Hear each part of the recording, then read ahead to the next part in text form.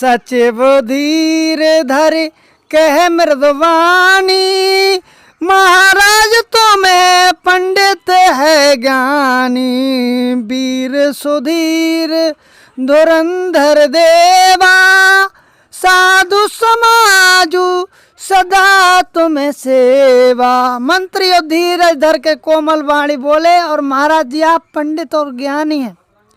देव आप सूरवीर तथा उत्तम धैर्यवान और पुरुषों में श्रेष्ठ हैं। आपने सदा साधुओं के समाज का सेवन किया है। आगे बताया, जन्म मरण सब दुख सुख भोगा, हानि लाभ प्रभु मिलन वियोगा। काल करम बस होए गोसाई, बरबस रात दिवस की नाई। जन्म मरण और दुख के भोग, हानि लाभ, प्यारों को मिलना बिछड़ना, ये सब स्वामी के काल और धर्म के अधीन है, और आज दिन की रात बरबस होते ही है। आगे बताया गया, सुख हर सिंह जड़ दुख बिलखाई, दो राम धीर धरे मन पाई। धीरज धरो विवेक विचारी, क्षण सोच सकल हितकारी। मूर्ख लोग मुख में हर्षित होते हैं और दुख में रोते हैं, पर धीर पुरुष और अपने मन में दोनों को समान समझते हैं। सबके हितकारी रक्षक आप विवेक विचारक, धीरज धरिए और अशोक का परित्याग कीजिए। आगे बताया है, प्रथम बासु तमसा भय दूसरे, सुसुर सुरम सर तीर निहाय रह जल पातू। करसी समेत दो वीर, श्री राम जी का पहला निवास मुकाम तमसा तट पर, दूसरा गढ़ पर, और सीता जी दोनों बस दिन स्नान करके जल पीकर हो रहे हैं। आगे बताया गया, केवट कीन बहुत सेवकाई, सो जामिन सिंह सरोर गवाई। होत प्रात बट चीरो मगावा, जटा मुकट निज शीस बनावा। केवट निषाद ने बहुत आपकी सेवा की, और बहराज श्रृंगार रोर पर सिरंग बेर पर हुए और यहीं बिताई। दूसरे दिन सवेरा होते ही बड़का दूध मंगवाया और उसे श्री राम लक्ष्मण जी के सिरों पर जटाओं के मुकुट बनाए। आगे बताया गया,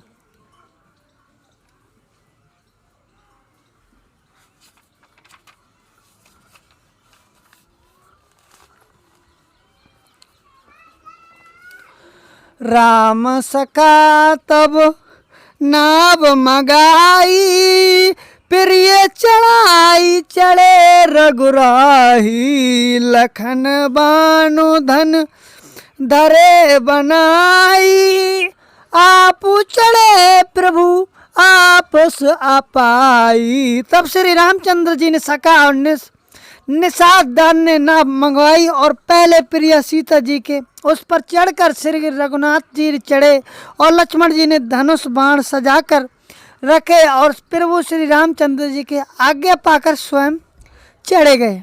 आगे बताया, बिकल बिलो की मोह रघुवीरा, बोले माधुर बचन धर धीरा। तात प्रणाम तात सन केहू, बार बार पद पंकज गहेहू। मुझे व्याकुल देखकर श्री रामचंद्र जी ने धीरज धरकर मधुर वचन बोले, और यह तात पिताजी से मेरा प्रणाम कहना और से मेरे बार बार उनके चरण कमल पकड़ना। आगे बताया, कर भी पाए परे बिन बहोरी, तात करे जन चिंता मोरी। बन मंग मंगल कुशल हमारे, कृपानुग्रह पुण्य तुम्हारे। फिर गांव में पकड़कर विनती करना, और मेरे पिताजी से आप मेरी चिंता ना कीजिए, और आपकी कृपा का अनुग्रह पुण्य से वन में और मार्ग हमारा कुशल मंडल होगा। छंद में बताया गया है, तुम्हारे अनुग्रह तात कानन, जात सब सुखा पाऊ, प्रतिकाल आउस सुकल देखन पाए, पुण्य फिर आओ जनन सकल परतोषी, पर पै करे बिनती धनी, तुलसी करो सोए जतो जह कुशली, रहे कुशल धनी। पिताजी आपके अनुग्रह से बन जाते हैं और सबका प्रकार सुख पाऊं, और आज्ञा का भली भांति पालन करके चरणों का दर्शन करके कुशल पूर्वक लौट आऊँगा, और तब मैं माताओं को पैर पड़कर उनका समाधान करके और उनसे बहुत ही विनती करके, तुलसीदास कहते हैं कि तुम वहीं प्रेरित करना, और जिन्हें कोयल सी पति पिताजी कुशल रहें। आगे बताया गया,